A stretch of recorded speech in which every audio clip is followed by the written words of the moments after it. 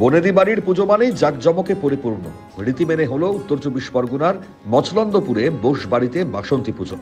এবার 23তম বর্ষে পদার্পণ। মায়ের আগমন ঘটে পঞ্চমীতে আর দশমীতে নিরঞ্জন। মঙ্গলবার ছিল অষ্টমী।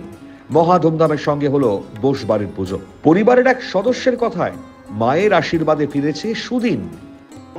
আমার খুবই দুর্দিন ছিল, তাই মায়ের কাছে কাঁদতাম যে মা, যদি আমারে কোনোদিন দিন দিস তাহলে আমি তোরে আমার বাড়ি হাতে করে পুজো দেব।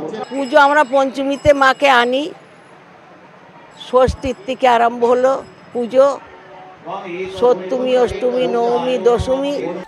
চৈত্র মাসের শুক্ল পক্ষের প্রতিপদ তিথিতে হয় বাসন্তী পুজো। মনে করা হয় চৈত্র মাসের বাসন্তী পুজোই আসল দুর্গাপুজো। পুরাণ অনুযায়ী সমাধি নামক বৈশ্যের সঙ্গে মিলে রাজা সুরত বসন্তকালে ঋষি মেধাসের আশ্রমে দেবী দুর্গার আরাধনা করেন, যা পরে বাসন্তী পুজো নামে প্রসিদ্ধ হয়। সেই রীতি আজও বহমান। তবে আজ কয়েকটি বাড়িতে হয় দেবী দুর্গার আরাধনা। বোস বাড়ির পুজো দেখতে বহু মানুষের সমাগম হয়, আর এই উপলক্ষে সকলের জন্য থাকে ভোগের আয়োজন, পাশাপাশি থাকে সাংস্কৃতিক অনুষ্ঠানের আয়োজনও। মানুষ আসবে, অন্ন সেবা করে যাবে, যে অষ্টমী করবে সে লুচি করবে, সেবা করবে। আমাদের বাড়ি এখানে 5 দিন তো পুজো তো হয়ই, তার মধ্যে আমাদের প্রত্যেক দিন এক একটা রকম অনুষ্ঠান তো আছেই।